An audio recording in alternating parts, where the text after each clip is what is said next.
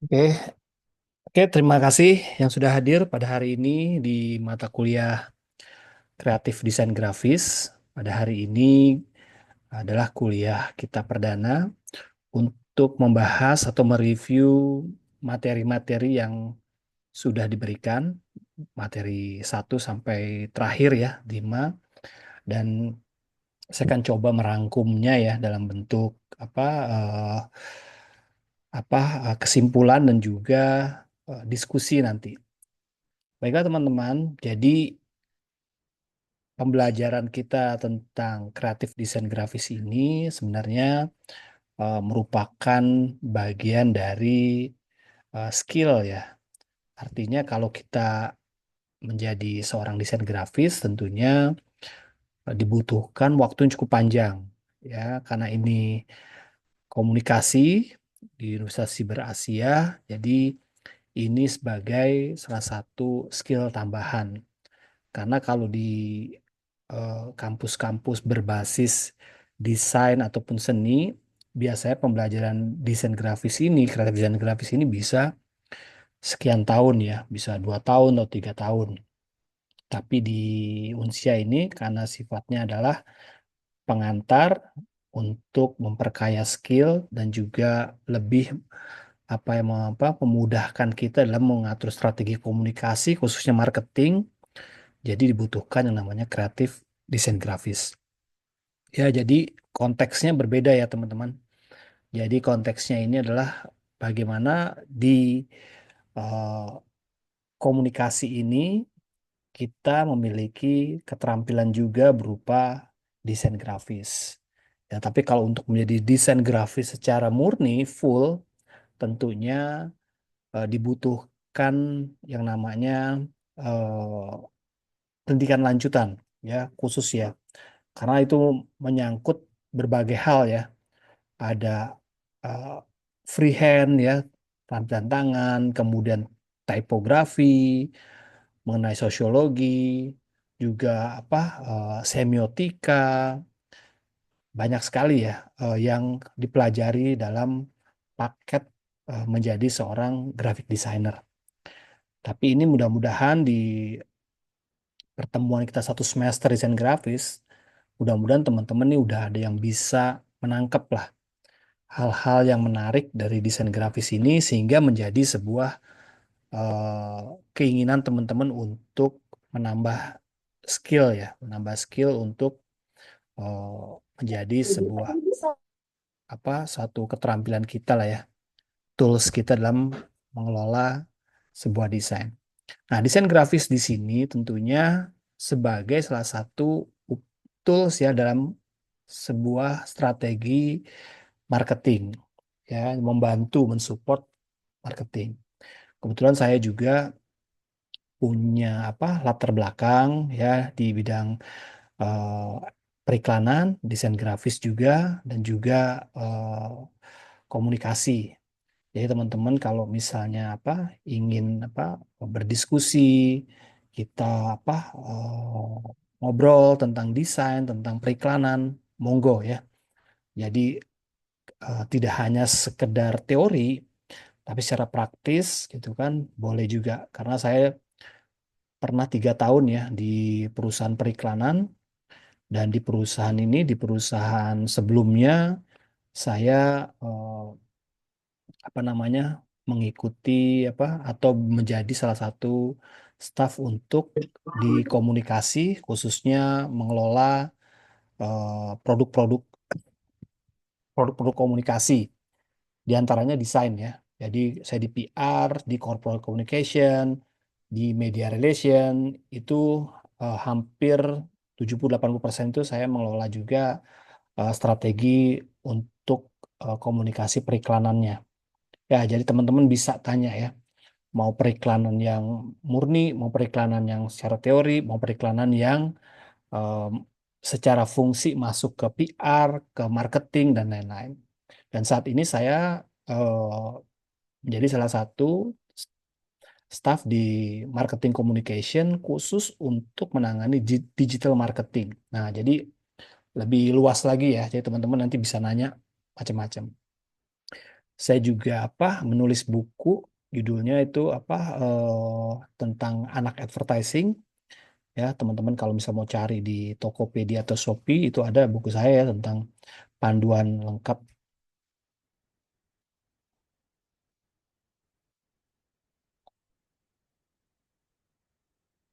Sorry,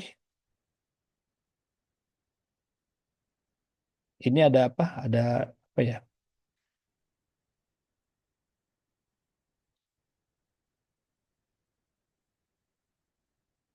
Ibu apa? Oh, oke.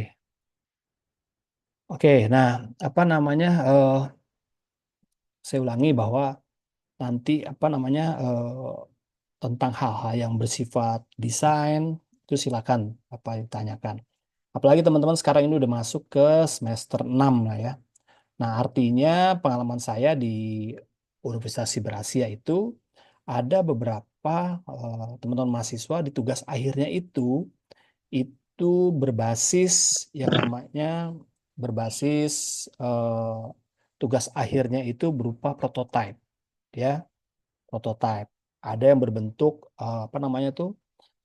aplikasi, dan dari desain grafis itu ada yang bikin poster. Nah, kemarin itu bikin poster. Tapi sayangnya teman-teman ya, karena ini tugas akhir untuk disidangkan, itu saya maunya tuh kurang greget gitu anak-anak komunikasi ini. Kurang gregetnya kenapa?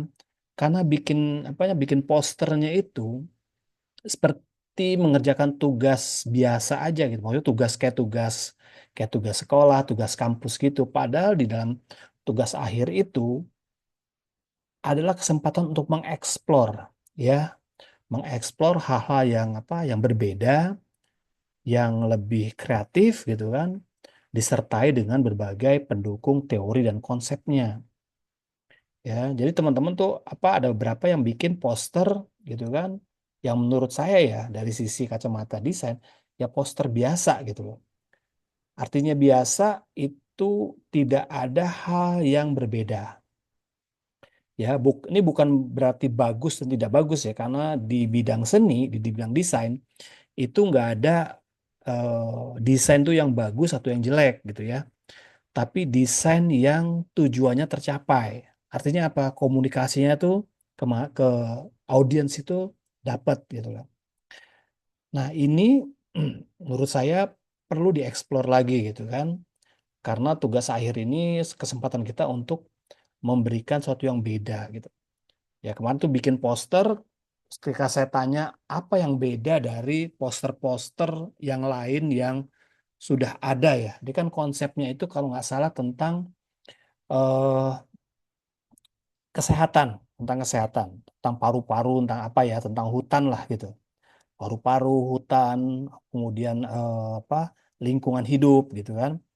Nah, saya bilang dari sekian banyak poster yang udah beredar ya di nasional maupun internasional, yang beda dari kamu tuh apa gitu. Ya, itu kurang bisa dijelaskan gitu loh.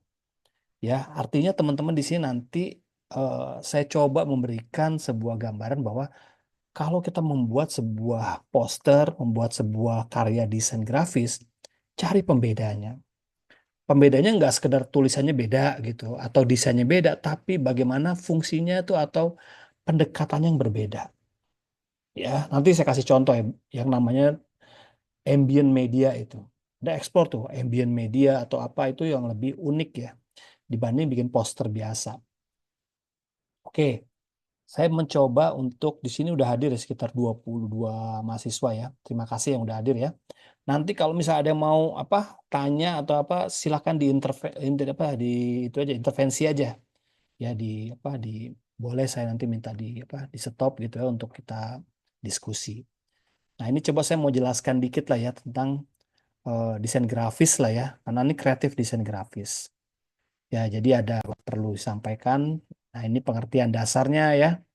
Nah, bagaimana sebuah desain grafis itu menjadi sebuah tools komunikasi ya. Di sini ada komunikasi visualnya ya. Artinya setiap gambar, setiap garis, setiap warna yang kita masukkan ke dalam sebuah desain harus ada pesan komunikasinya. Ya, setiap kita bikin gitu kan nggak sekedar warna merah gitu kan nggak gitu aja. Tapi dia memiliki makna komunikasinya. Nanti Anda belajar juga tentang mempelajari tentang makna, yaitu semiotika. Ya, misalnya warna merah. Warna merah apa sih artinya? Ada yang merah itu artinya kemakmuran, ada yang warna merah itu katanya berani gitu kan, percaya diri dan lain-lain. Nah, itu Anda bisa pelajari nanti gitu kan, nggak sekedar saya suka warna merah gitu kan. Harus ada yang namanya reasonnya. Nah, tentunya reasonnya itu berdasarkan apa? Berdasarkan nanti audience dan juga brief dari klien. Nanti kan ada yang klien ya, klien kita pesen gitu kan. Misalnya kliennya apa? Kliennya adalah Unsia gitu kan. Unsia mau dibikinin poster dong gitu kan. Kan nggak bisa Anda tiba-tiba bikin poster aja gitu kan. Tapi Anda pelajari dulu tuh kampusnya tuh kampus apa ya. Warna dominan mereka tuh apa. Kemudian logonya seperti apa. Visi misinya gimana. Baru bentuk poster. Nah itu nanti hal-hal yang mendasar dalam sebuah sebuah apa karya grafis. Nah, tujuannya ada yang menyampaikan informasi atau pesan ya. Nah, ini penting ya apa. eh, nah ini ya bagian yang menjadi apa eh, tools dari apa seorang graphic designer ataupun pembelajaran kreatif desain grafisnya adalah marketing. Nanti marketing ini banyak banyak banyak tujuannya. Ada digital marketing, ada marketing PR, ada marketing apa advertising dan lain-lain. Jadi nanti ini banyak sekali apa ininya apa cabang-cabangnya ya. Karena nih apa pembuatan grafis ini bisa banyak sekali turunannya ya. Nah, ini peran desain grafis ini ya. Nah, ini banyak ya. Ada web, ada desain, ada flyer, ada aplikasi, ada eh, apa namanya grafik apa di digital marketing, di public relations, ada di macam-macam itu desain grafis. Sebenarnya belajar desain grafis ini itu fungsinya banyak banget kalau teman-teman menguasai ya. Itu lumayan lah. Karena saya dulu waktu pas belajar desain grafis itu saya berpikirnya itu hanya untuk kerja aja gitu kan. Tapi ternyata begitu saya masuk apa setelah saya resign dari desain grafis ke perusahaan korporasi, itu banyak sekali itu. Ya bikin packaging, ya bikin apa campaign, bikin yang namanya apa namanya itu PR, marketing PR, CSR membutuhkan kreatif desain grafis berupa poster, berupa flyer, berupa apa di media sosial kita bikin semua. Nah itu kan dasar itu desain grafis teman-teman ya. Nah ini ya desain nih kan desain terencana, tepat sasaran gitu kan. Karena kita kenapa apa desain itu harus tepat sasaran gitu kan? Karena sesuai dengan targetnya nanti. Nanti Anda belajar tentang STP, segmented targeting dan positioning.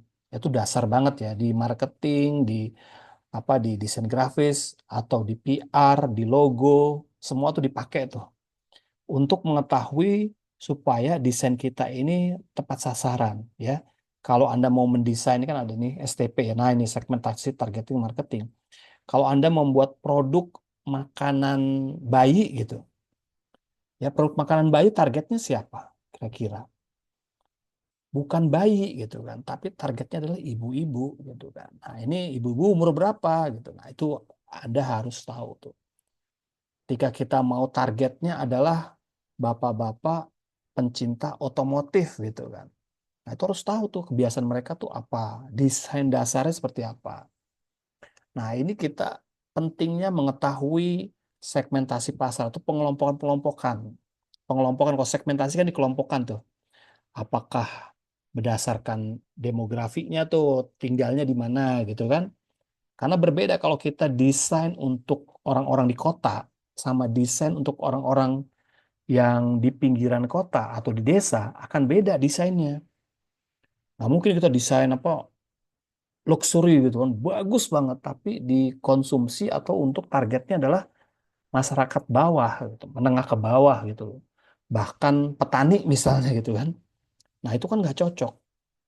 Sebaliknya, kalau kita desain yang sederhana, khusus untuk kalangan menengah ke bawah, tapi kita mendesain untuk produk-produk luxury, produk-produk misalnya emas, apa mobil mewah gitu, tapi di desainnya itu pakai gaya-gaya komunikasinya orang-orang menengah ke bawah. Tentu apa dampaknya? Tidak terkesan mahal produknya. Itu desain bagusnya begitu ya. Desain itu membuat produk itu menjadi lebih mahal. Produk itu menjadi lebih eksklusif ketika kita membuat desain yang cocok. Nah, itu penting sebagai apa kita sebagai graphic designer, kreatif desain grafis ya. Nah, targeting, positioning dan macam-macam nih. Demografisnya berapa segmentasi ya. Segmentasi itu demografis itu seperti usia. Usia berapa nih gitu kan. Tadi seperti misalnya makanan bayi, bukan targetnya bukan seorang bayi gitu kan. Makanan balita, bukan balita target kita. Target kita adalah ibu-ibu gitu kan. Ibu-ibu yang mungkin ibu-ibu muda gitu kan. Yang apa tentunya apa mementingkan misalnya apa gambarnya tuh misalnya bagus dan juga kemasannya tuh yang kelihatan higienis gitu misalnya ya. Itu untuk menengah ke atas. Tapi untuk menengah ke bawah misalnya kemasannya tuh yang biasa tapi murah misalnya. Ya, dikemas dengan biasa dengan komunikasi yang biasa tapi dia pendekatannya tuh murah praktis gitu kan. Kalau yang lebih mahal kan tuh apa kemasannya harus bagus, packagingnya harus yang solid gitu kan. Nah, psikografisnya nih apa nih? Ada gaya hidup ya yang mungkin menjadi penting untuk apa diketahui. Misalnya psikografisnya apa? Kelas sosial, gaya hidup tadi ya, kepribadian. Kalau ibu-ibu tadi ya, ibu-ibu yang menengah ke atas, gaya hidupnya seperti apa sih? Gitu kan? Mau menampilkan iklannya seperti apa gitu kan? Apakah penampilan apa daster, dasteran gitu? Apakah penampilannya pakai blazer dengan latar belakang misalnya kafe gitu? Nah, ini cara melihat angle psikografisnya seperti itu. Nah, ini penting ya pengetahuan tentang demografis, psikografis dalam dalam hal segmentasi, ya pengelompokan. Segmentasi itu kelompok-kelompok ya. Oke. Nah, ini contohnya nih, sampel dari misalnya segmentasi wanita usia sekian, pendidikan SMA, misalnya gitu kan. Targetnya di mana, positioningnya apa gitu kan. Nah, ini nanti Anda pelajari nih. Ini penting pegangan kita untuk semua kebutuhan. Nanti Anda mau bikin CV, mau bikin kalender, mau bikin kartu nama, mau bikin apa kaos, mau bikin packaging, semua berdasarkan ini, ya. Buatlah apa gambaran apa namanya segmentasi, targeting dan positioning itu secara sederhana aja. Yang penting ketika kita desain kita tahu siapa sih ini buat siapa nih apa produknya gitu. Seperti itu ya teman-teman ya.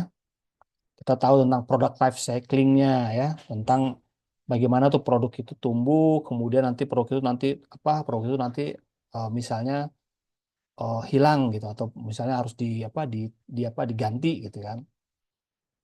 Nah, ini tipe-tipenya nih ya. Nah, ini tentunya eh, yang kita perlu itu rumuskan adalah berkenaan dengan marketing objektif. Nah, kita ini mendukung dari tujuan dari marketing. Ya, seorang creative designer itu tujuannya itu untuk mewujudkan atau membantu mensupport dari targetnya si marketing. Misalnya marketing ingin supaya orang nih semua orang tuh kenal dengan produk kita gitu.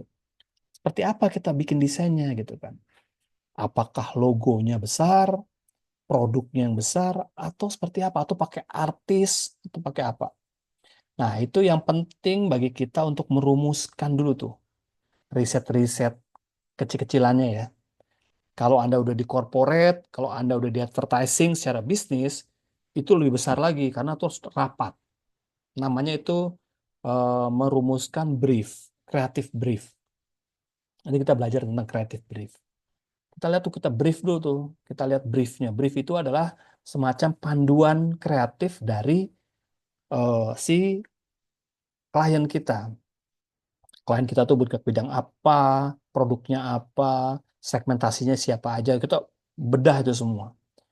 Lalu muncullah ide-ide dari tim-tim kreatif itu di tempat kita ya. Tapi kalau ngerjain sendiri palingnya kita tahu lah produknya tuh produk apa, mau dipasarinnya gimana gitu. Minimal seperti itu ya. Nah, ini kan banyak sekali nih yang hal-hal yang nanti kita pelajari nih di awal-awal ya tentang bentuk, garis gitu kan. Ini semua yang mengandung apa namanya elemen-elemen desain ini harus memiliki makna ya.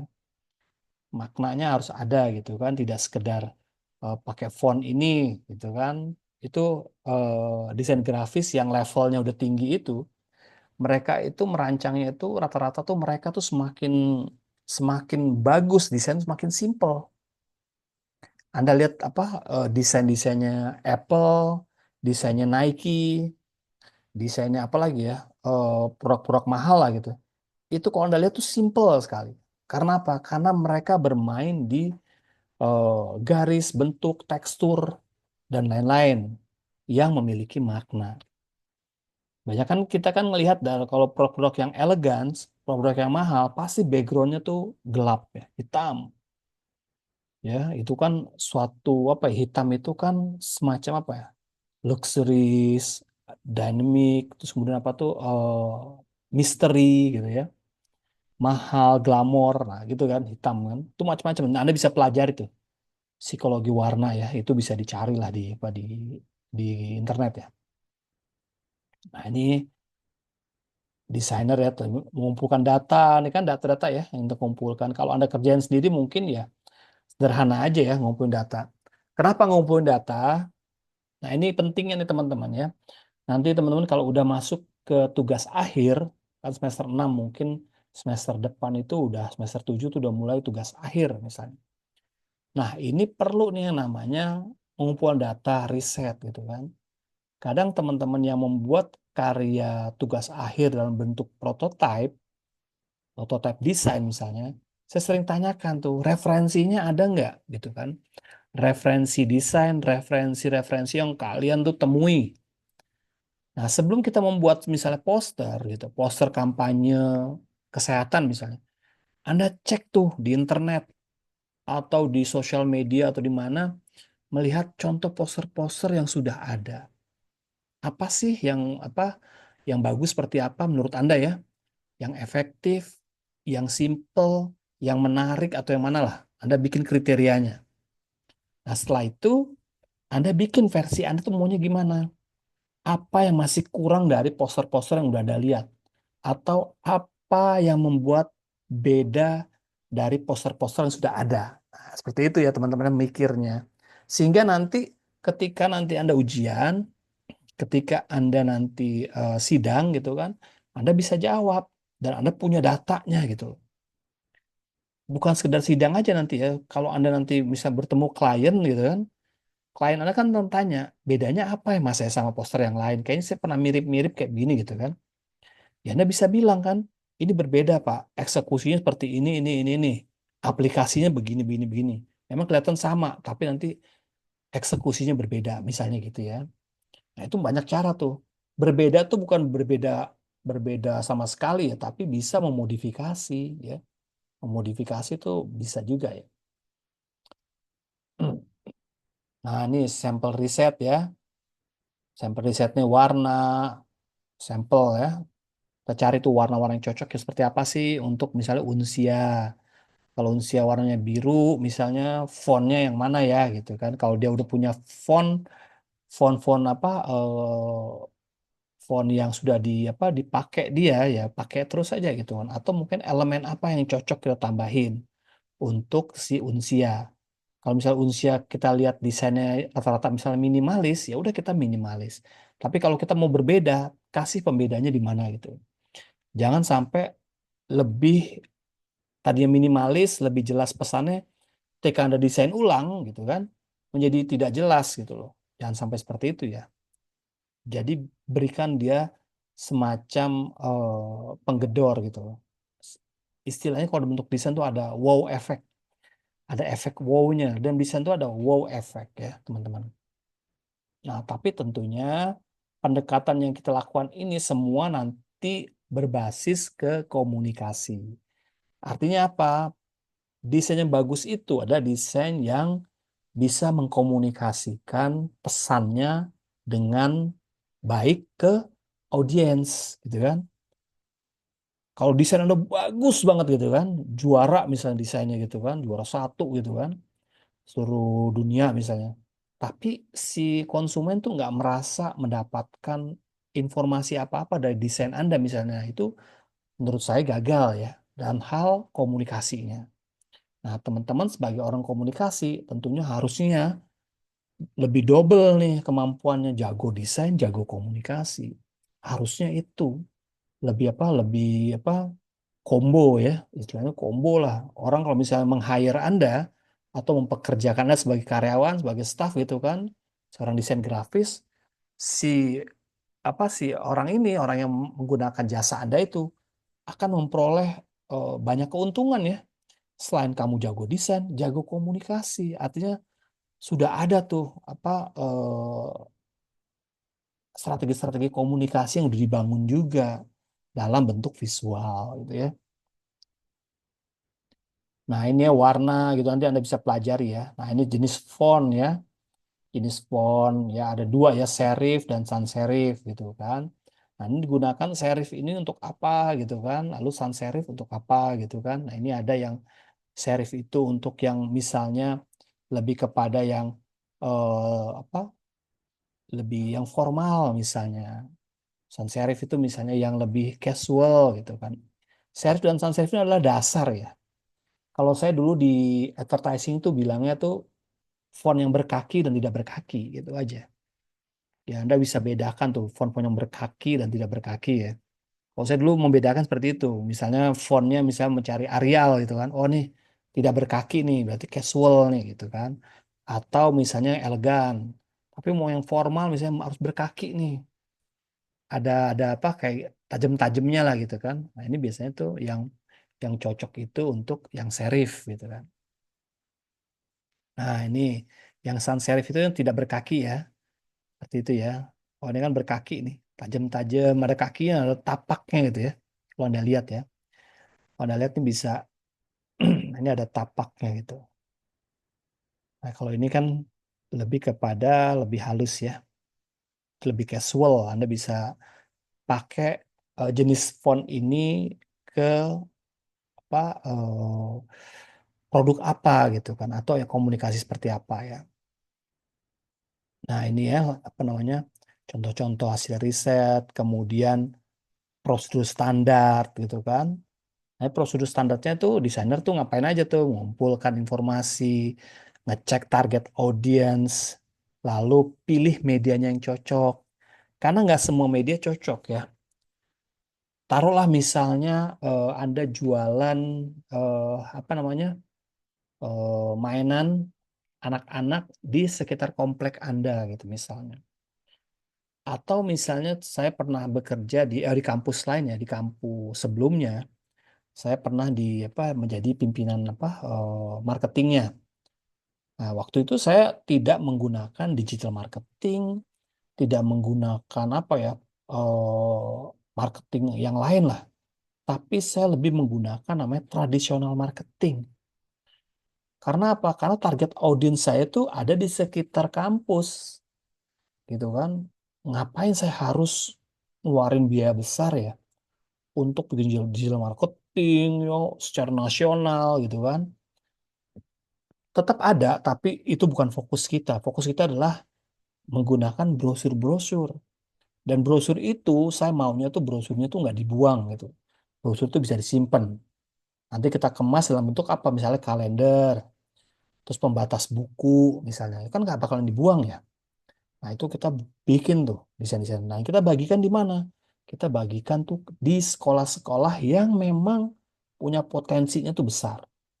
Bukan sekolah-sekolah yang lain-lain ya.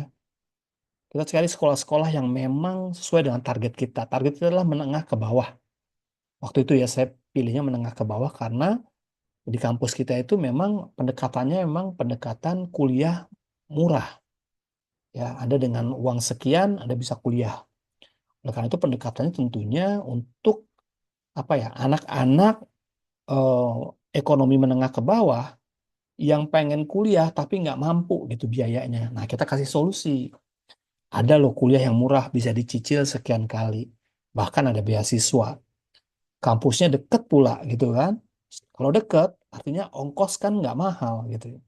Nah itu kita bikin tuh semacam kampanyenya seperti itu. Gitu ya. Nah ini tugas-tugasannya seperti ini nanti nih. Ada deadline-nya, ada apanya gitu kan. Nah ini pertanyaan-pertanyaan yang dimunculkan ketika Anda ingin mengumpulkan informasi ya. Yang pertanyaan lah nanti ya saya kasih nih ini apa namanya apa namanya materinya. Lalu evaluasi. Evaluasi ini biasanya ya kita bikin itu berdasarkan dari brief tadi ya, ketentuan-ketentuan brief dari si klien. Apakah cocok nih kita evaluasi? Biasanya kita mengevaluasi itu melalui siapa? Account eksekutif kita. Account eksekutif kita itu adalah orang marketing yang bekerja sama dengan klien kita. Klien kita ini udah percaya dengan si AE ini, account eksekutif. Biasanya saya tuh di desain grafis itu ngetes desain itu ke AE. Saya suruh AE saya tuh lihat ini udah bener apa belum desainnya ini sesuai nggak dengan kemauan mereka. Begini nggak maunya gitu kan. Nah kalau AE itu bilang begini, begini, ini ada perubahan ya udah kita rubah gitu kan. Atau kita kasih alternatif beda gitu, alternatif dua misalnya. Nah itu cara evaluasinya.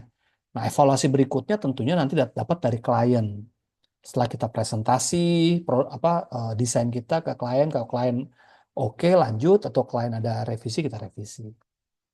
Seperti itu ya. Nah, ini desain yang bagus, yang baik ya. Bagus itu relatif ya. Tadi saya bilang itu ya. Yang baik itu adalah apa? Desain yang benar-benar cocok tujuannya itu. Ada desain yang jelek ya. Kalau misalnya kita lihat ya, kok desain ini jelek banget sih. Cuman pakai fotokopian gitu. Nah, saya pernah lihat tuh. Ada dia bikin desain tuh apa sederhana banget itu loh. Desain pakai fotokopian gitu kan, disebarkan gitu kan. Tapi menurut mereka efektif karena apa? Karena yang mereka tuju itu adalah orang-orang yang memang hilir mudik yang apa ya? Kayak misalnya desain inilah desain apa? Sedot WC misalnya, sedot WC gitu kan. Nah, aku hitam putih bold gitu aja gitu kan. Mereka tuh karena mereka tahu si konsumennya atau kliennya itu nggak butuh yang repot-repot. Nomor telepon aja udah. Butuh sedot WC sekian nomornya. Butuh servis AC sekian nomornya. Butuh langganan ini sekian nomornya. Itu aja. Saya bilang kok desainnya begini banget. Ternyata mereka sesuai dengan tujuan. Bahkan saya apa merasa terbantu gitu loh. Begitu saya lihat yang listrik ada itu saya catat kadang-kadang gitu kan. Kalau lagi perlu ya. Jadi seperti itu, desain tuh kadang-kadang nggak harus desain yang bagus gitu kan, nggak harus yang apa canggih gitu kan. Karena dengan pendekatan riset, pendekatan komunikasi, pendekatan apa berbasis apa apa tadi STP tadi akan muncul tuh desain seperti itu, ya desainnya murah kayaknya begitu kan, tapi efektif gitu kan, sesuai dengan target audiens mereka. Nah ini ya. Nah ini kan tadi kan kita harus tahu umurnya berapa, ini segmentasinya, targetnya. Ini targetnya nih per kota per desa gitu kan. Sehingga kita nanti mengetahui bagus belum tentu baik, jelek belum tentu buruk. Muncullah muncullah pada tujuan. Tujuan kita apa sih? Tujuan kita adalah bagaimana misalnya orang-orang nih bisa menghubungi kita dengan cepat misal gitu. Makanya sedot WC itu desainnya ya begitu aja. Sedot WC nomor telepon.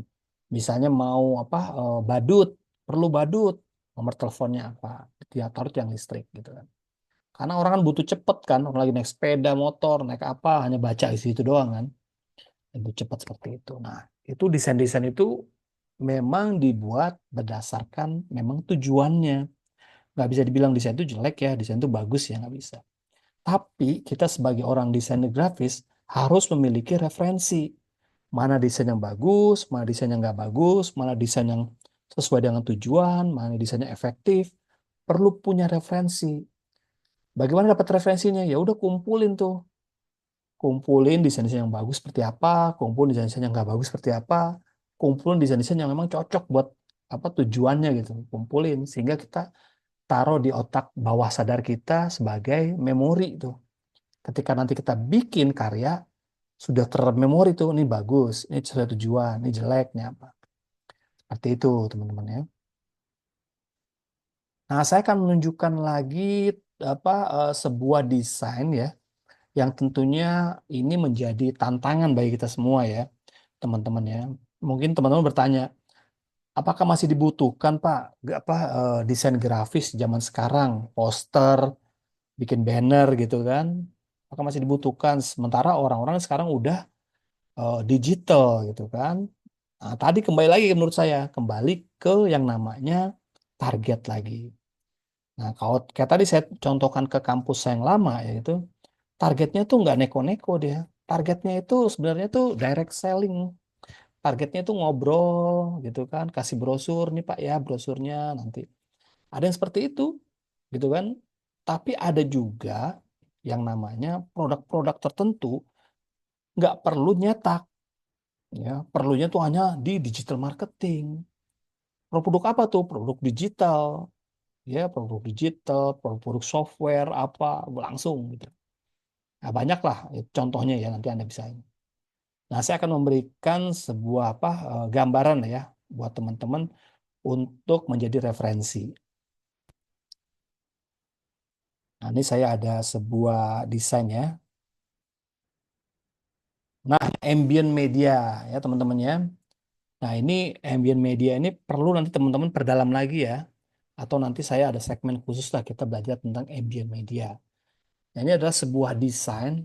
Biasanya desain luar ruang deh. Biasanya tuh ciri-ciri dia ada desain luar ruang. Semacam kayak billboard, semacam kayak brosur, atau semacam kayak poster. Tapi dia menyatu dengan lingkungan. Namanya ambient. Menyatu dengan lingkungan setempat. Ya, menyatu dengan lingkungan dan mempunyai efek yang namanya wow. Wow factor atau efek kejutnya ada gitu loh. Nah, ini contoh-contohnya nih ambient media nih. Ya, jadi Anda teman-teman nanti kalau mau bikin tugas akhir, bikinlah seperti ini gitu loh.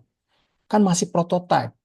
Kalau Anda prototype atau dalam bentuk dummy ataupun mock up, Anda bisa tuh ajukan sebagai tugas akhir Anda. Ya, pakailah sampel misalnya perusahaannya apa gitu kan. Bisa perusahaan mobil, perusahaan asuransi, perbankan dan lain-lain. Ini banyak sekali nih contoh-contohnya ya. Nah, ini ada yang seperti ini ya. Ini saya perbesar ya. Nah, ini ya. Jadi ada efek-efek yang menariknya ya. Efek yang menarik sehingga ini menjadi perbincangan, menjadi dari mulut ke mulut, menjadi viral, menjadi apa ya gitu kan. Jadi targetnya apa? Targetnya bukan orang untuk beli loh. Kalau yang kayak gini ini targetnya bukan orang untuk beli. Targetnya adalah awareness. Targetnya adalah orang tuh merasa aware gitu. Ada produk seperti ini loh gitu kan. Belum tentu beli karena produknya itu bisa dalam bentuk produk ataupun dalam bentuk kampanye.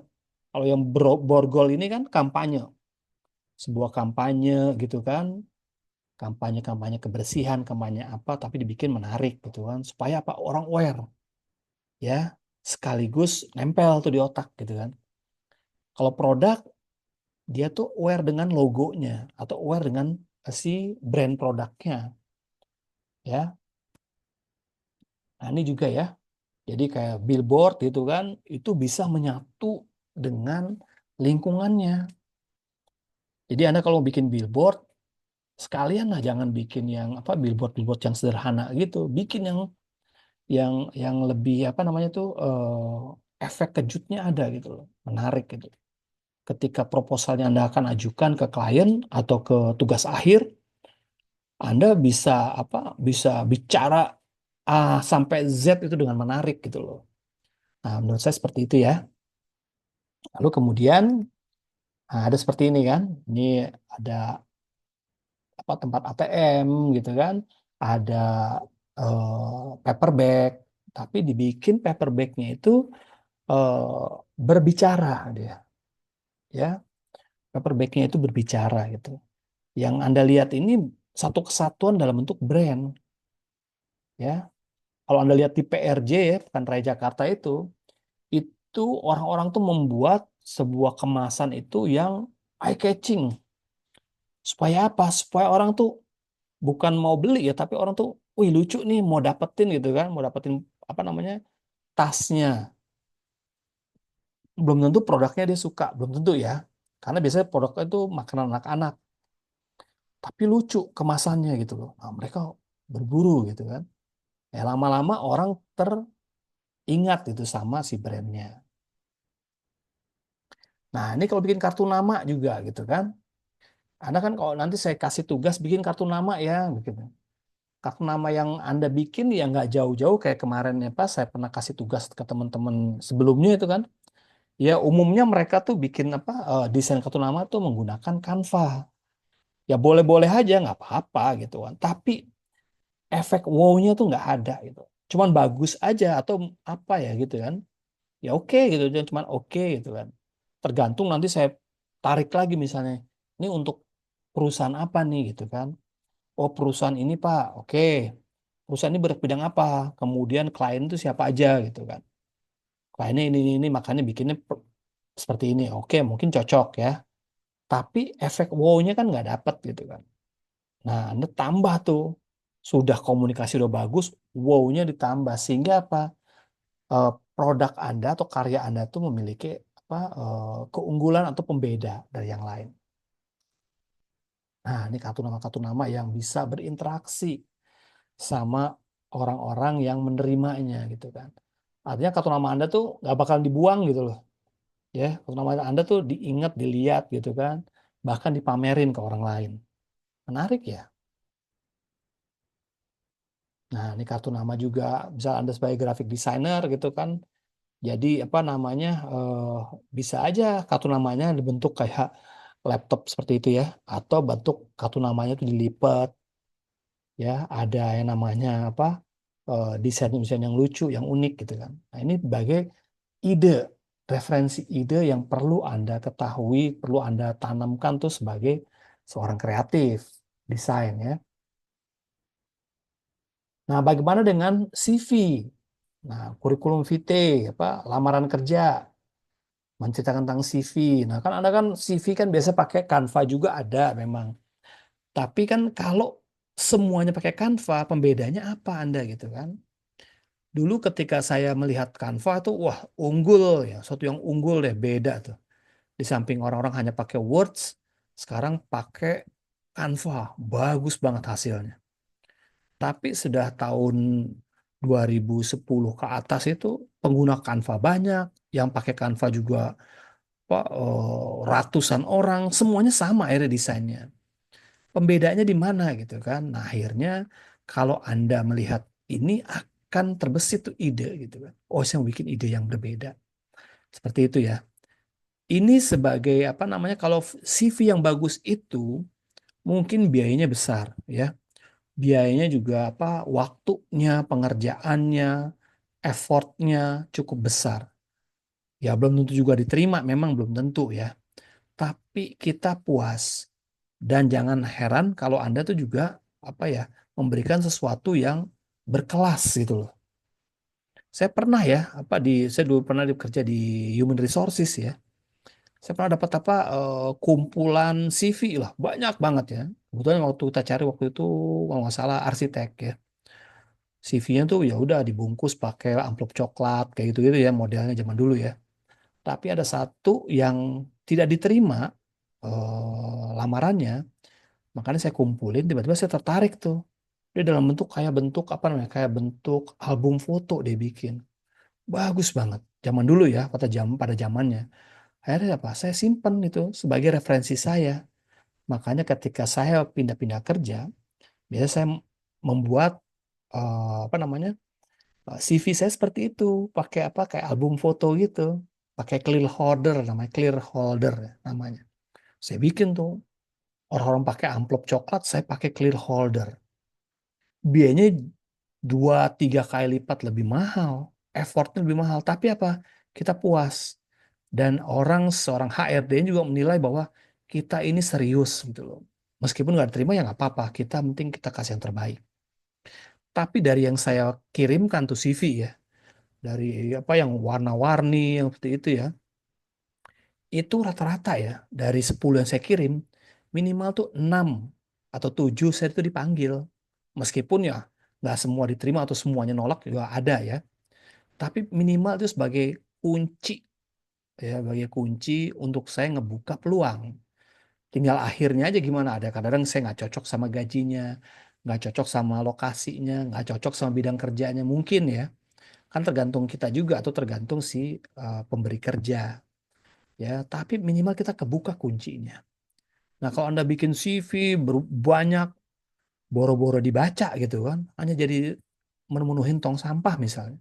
Kan sayang, sama juga duit juga keluar. Nah, kalau di bidang yang sekarang udah makin tinggi lagi, saya pernah dulu bikin desain untuk periklanan. Bikinnya apa? Saya bikinnya dalam bentuk CD, compact disc saya bikin tuh. Saya juga terinspirasi dari apa namanya desain orang lain juga ya. Bagus banget nih desainnya nih, saya bikin lagi gitu kan. Saya bikin, saya modif lagi gitu kan. Nah, alhamdulillah saya dipanggil gitu loh. Dari sekian banyak tumpukan amplop di depan saya tuh waktu saya di mejanya HRD, saya yang dipanggil pertama ternyata. Saya bilang, Pak, saya terakhir ya dipanggil. Kok ini udah banyak nih yang terkumpul lamarannya? Enggak, Bapak tuh yang pertama karena saya tertarik dengan apa namanya CV dalam bentuk kemasan seperti ini gitu kan. Ya saya bangga juga walaupun akhirnya juga apa tidak cocok ya, buat tidak cocok maksudnya tidak tidak tidak apa tidak terjadi deal lah gitu kan. Nah ini kan tergantung ya, tergantung nanti masing-masing ya, apakah tawaran gajinya nggak cocok gitu atau apa ya. Tapi minimal adalah kita kebuka peluang, terbuka dialog, terbuka untuk diskusi, terbuka untuk negosiasi. Kalau desain Anda yang biasa-biasa aja kayak Canva semua gitu kan, ya bedanya apa gitu kan. Oke. Nah ini ya, masih banyak lagi ya desain-desain yang unik ya. Saya pernah juga bikin bentuknya kayak kipas begini ya. Saya bikin bentuk kipas gini, ya effortnya gede banget ya. Makanya saya melamarnya itu waktu di desain grafis itu ngelamar-ngelamar ke tempat-tempat yang eh, potensinya tuh lebih besar. Misalnya saya punya temen di sana gitu kan, potensinya besar nih, saya bikin yang bagus gitu kan. Kalau potensinya kecil ya saya bikinnya yang setengahnya lah gitu kan. Karena effort ya, bikinnya juga lumayan, desainnya, kemudian biayanya juga besar karena dia harus dipotong-potong, di apa, dikemas gitu kan, dengan rapi gitu kan.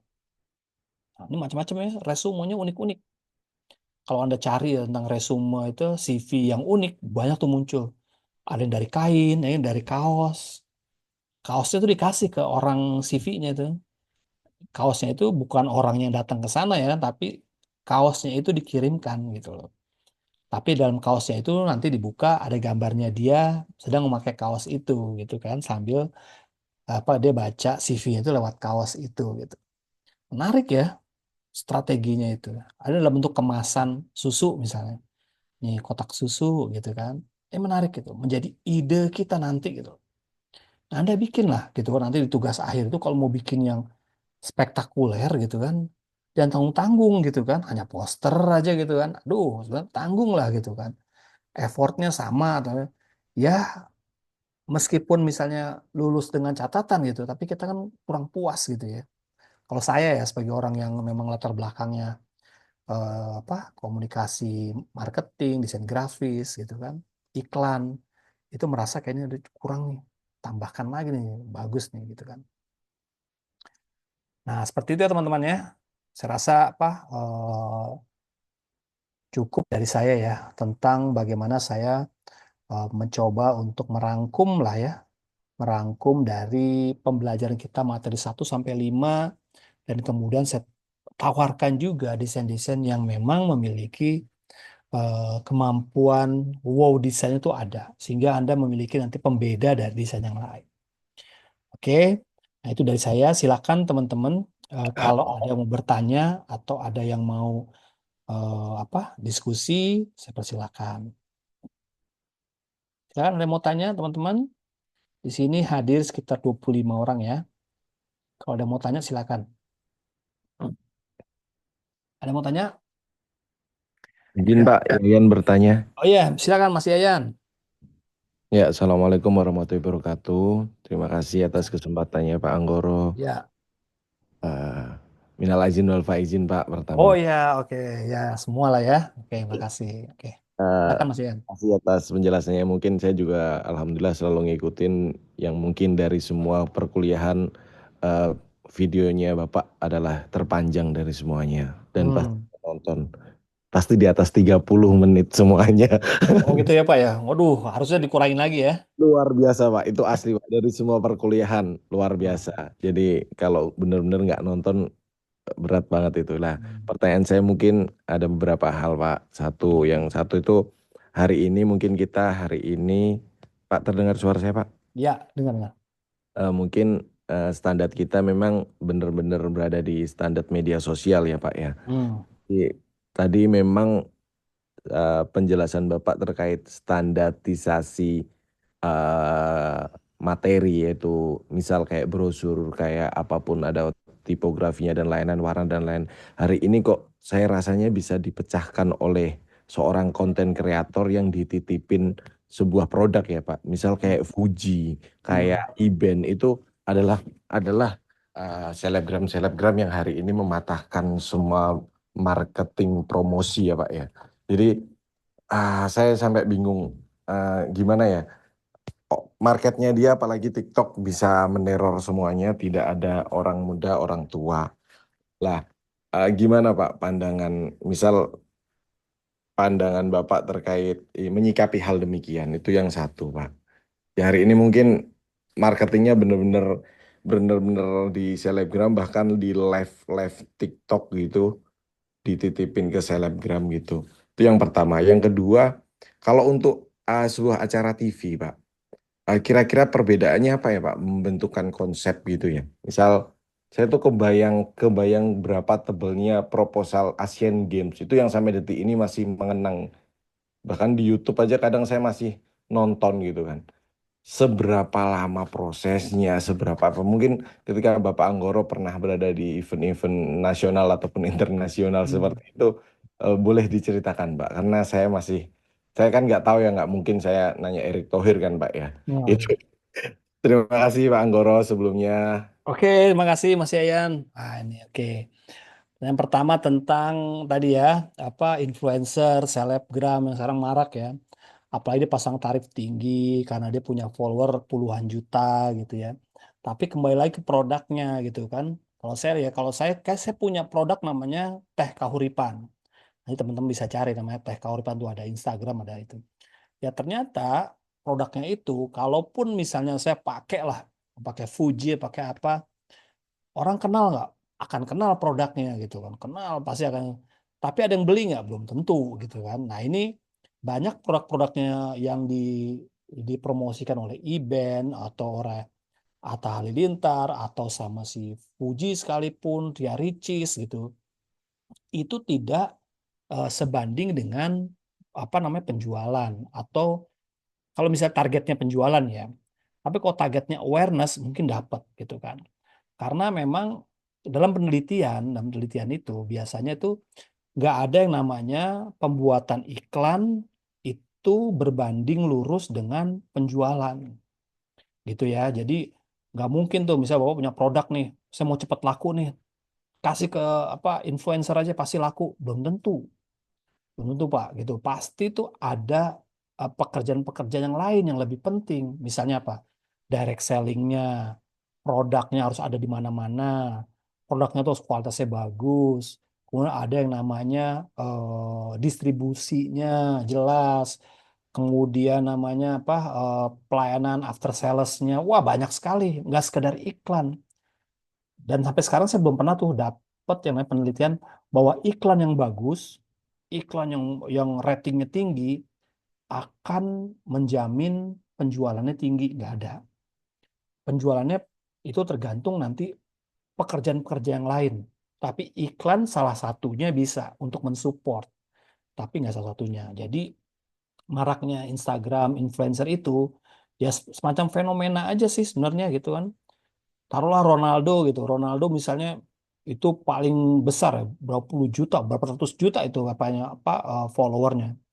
Minum teh apalah gitu atau pakai produk batiknya batik Nusantara misalnya gitu. Belum tentu batik Nusantara tuh kebanjiran order gitu, nggak juga gitu. produk yang bagus itu adalah produk yang dibangun lewat bawah. Artinya dari bawah ke atas ya. Jangan dari atas ke bawah. Itu yang bagus dari bawah ke atas. Artinya apa? Udah ada komunitas, udah ada apa penggemar-penggemarnya gitu kan.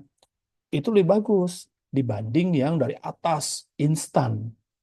Dari bawah, misalnya apa? Misalnya produk yang viral, yang ngantri di mana-mana itu kan nggak promosi. Anda lihat deh produk yang viral misalnya di Blok M ya, itu banyak rumah makan yang viral. Atau kemarin saya habis dari Semarang ya, itu ada rumah makan di Abimanyu itu gudeg gitu kan. Itu kalau kita kesiangan tutup atau habis, itu banyak banget yang beli. Mereka tuh nggak pasang poster, nggak pasang iklan, nggak pasang digital marketing. Yang pasang digital marketing siapa? Ya pembelinya. Kayak saya sendiri tuh saya fotoin, saya posting, saya fotoin, saya posting. Jadi itu apa konsumennya gitu loh. Oke, nggak apa-apa ya teman-teman nanti ada yang live atau ada yang telat atau apa nggak apa silakan aja karena ini sifatnya diskusi dan juga apa ya nanti kan rekamannya ada ya teman-teman jadi nanti saya masukkan juga ke apa ke LMS. Ini lebih kepada diskusi pendalaman materi sebenarnya. Ya tadi ya kembali lagi.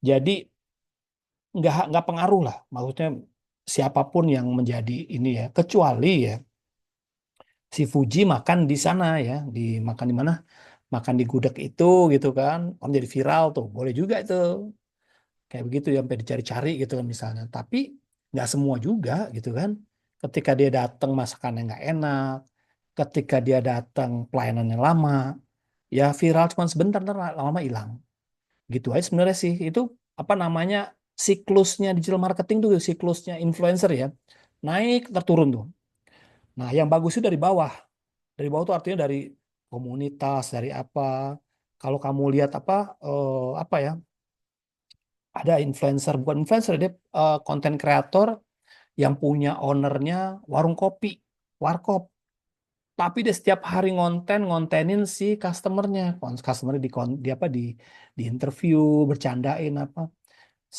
setiap hari rame mereka nggak pasang iklan nggak pasang apa-apa rame terus gitu loh dari bawah itu mereka tuh teman-temannya tuh ngajak teman lagi ngajak teman terus rame sampai antri warkop loh warkop Indomie gitu nah ini ya oke yang mau izin lift nggak apa-apa ya nah apa yang fenomenanya seperti itu kalau digital marketing itu bagus dari bawah komunitas makanya teman-teman kalau misalnya punya produk teman-temannya dulu tuh followernya dulu siapanya dulu terus dibagusin nanti ketika udah orang sama-sama tahu semua orang udah ngereferensiin, orang apa memposting, repost, bahkan share gitu kan, itu menjadi apa marketing yang organik menurut saya lebih bagus gitu. Nah, tapi pakai influencer pun juga boleh sebagai alternatif ya, tapi itu jalan pintas menurut saya. Itu pertama. Yang kedua adalah tentang bagaimana persiapan sebuah iklan atau persiapan sebuah event besar ya, semua macam itu. Ya, sebetulnya saya belum ya sampai ke internasional. Nasional pun mungkin terbatas ya. Karena kalau kita event nasional, itu akan dibagi-bagi lagi tuh. Ini misalnya Anggoro yang untuk Jakarta dan sekitarnya aja. Ini untuk si siapa. Bahkan dibagi lagi. Jadi nggak bisa kita tuh satu orang untuk semua. Itu akan dibagi tuh per segmen. Anggoro untuk segmennya ini aja ya, si ini wilayahnya. Timnya timnya si B untuk ini aja. Akan dibagi-bagi. Nggak bisa semua ditumpahkan kerja rame-rame. Makanya kalau Anda lihat biasanya setiap misalnya kayak SEA Games atau apa itu komunikasinya tuh masing-masing daerah tuh akan beda pendekatannya. Baik pendekatan nanti sosial medianya, televisinya, siarannya itu akan beda nggak mungkin disamain yang Jakarta sama Palembang sama gitu pasti beda-beda karena mereka harus mengkomunikasikan sesuai dengan target audiensnya itu yang pengalaman saya tahu ya itu biasanya dibagi-bagi biasanya juga kalau project gitu kan project nasional gitu kan ya kita sebagai agensi biasanya dibagi itu untuk wilayah-wilayah aja saya untuk wilayah ini nih untuk misalnya brand ini aja untuk ini aja gitu jadi nggak semua dapat untuk semuanya yang pengetahuan saya. Seperti itu sih, Mas ya. Apa ya, Baik Mas Pak, Yayan seperti itu. terima kasih Pak Anwar. Oke, Mas Yayan. Ada lagi yang lain? Hmm, Menarik ya. Saya juga tambah ini lagi nih, nge-fresh lagi ya. Karena saya udah, kalau di periklanan tuh udah apa ya, udah terlalu lama ya, udah nggak lagi. Tapi secara praktis saya masih, tapi secara apa, kerjaan sebagai agensi periklanan itu saya terakhir itu sekitar tahun 2005-an, 2006 gitu, udah selesai. Saya masuk ke corporate, masuk ke PR, masuk ke mana, ke CSR, masuk ke media relation, ke HR dan digital marketing. Seperti itu. Mas Yayan, silakan nanya lagi nggak apa tuh. Kalau belum ada yang nanya, nanya lagi nggak apa-apa, boleh. Oke Pak, terima kasih. Mohon maaf ya teman-teman. Mungkin Iya, saya sambil nunggu yang teman-teman yang lain ya. senang banget bahas periklanan karena memang Hmm. saya ngikutin ada Pak Subiakto itu periklanan juga. Oh iya, brand dia, brand. Ipang Wahid ada juga. Ya. Apalagi mungkin banyak juga. Lah, Hmm. saya tuh penasaran dengan satu Pak, yaitu handphone Xiaomi. Mm-mm. Xiaomi itu ternyata nggak punya banner, nggak pernah masang iklan, nggak pernah masang apapun. Tapi penjualan dia tuh nomor satu. Nggak tahu apakah ini produk Cina, semuanya melakukan itu. Tapi kayak dia tuh kayak senyap gitu loh Pak. Jadi aku nggak tahu gayanya gaya Hmm. senyap pakai metode intelijen mana. Hmm. Jadi penjualannya dia itu tinggi sekali. Tapi membahas marketingnya itu kayak nggak pernah ter saya nggak tahu brand ambasadornya dia siapa, bahkan tidak pernah ada di baliho, billboard di mana-mana. Hanya saja yang saya tahu cuma melakukan konsep giveaway dan yang disuruh give ya setauku di giveaway ya dulu itu awal-awal. Kalau sekarang bahkan logonya dia juga cuma mie doang dan lain-lain. Eh, Bagaimana Pak penjelasan dengan produk yang hidden tapi lebih meledak itu? Oke, ya. Ya saya juga ngikutin ya Pak ya, si siapa, Pak apa, Subiakto, Ipang Wahid gitu kan. Nah, karena dia kan apa, ahli brand ya. Nah, kalau Xiaomi itu, kalau Bapak perhatikan, dia memang menggunakan influencer teknologi. Itu ada tuh. Dan juga dia karena dia unggul ketika eh, dia itu pakai yang namanya, eh, kalau awal-awal dulu Huawei ya. Huawei dulu dia sama tuh, hidden juga. Udah produk Cina, apa, dia tuh sangat tenggelam. Tapi ketika dia bisa berhasil bekerja sama dengan yang namanya Leica, dia unggul di itu. Nah, dia menggunakan influencer teknologi biasanya, Pak. Nah, seperti tadi saya sampaikan bahwa akhirnya apa? Ada experience. Biasanya mereka menampilkan experience dari apa namanya tuh, promosi-promosinya dia. Promosinya tuh biasanya tuh dalam bentuk digital ada, Pak. Jadi di apa sosial medianya dia, di YouTube-nya dia ada. Kemudian juga dia bekerja sama dengan reviewer-reviewer YouTube semua tuh. Dia menggunakan reviewer-reviewer, produknya tuh dikasih ke reviewer-reviewer. Saya inget kok. Saya juga apa, gadget apa gitu kan. Terus saya selalu ikutin tuh. Kan saya juga kegilaan gadget juga Pak ya, dari yang iPad punya. Terus saya bosen, akhirnya saya ganti sekarang pakai padnya tuh Huawei. Nah, handphone saya beneran tadinya iPhone pernah, kemudian ke Oppo, karena apa, ada beberapa karena jatuh gitu kan. Sekarang saya lari ke Xiaomi. Tadi kata Bapak Xiaomi. Nah, apa keunggulan Xiaomi itu? Nah, itu kalau kita lihat tuh dia memang head to head, tadinya kan Samsung head to head dengan si iPhone gitu. Sekarang Xiaomi tuh bisa head to head dengan mereka tuh yang flagship gitu kan.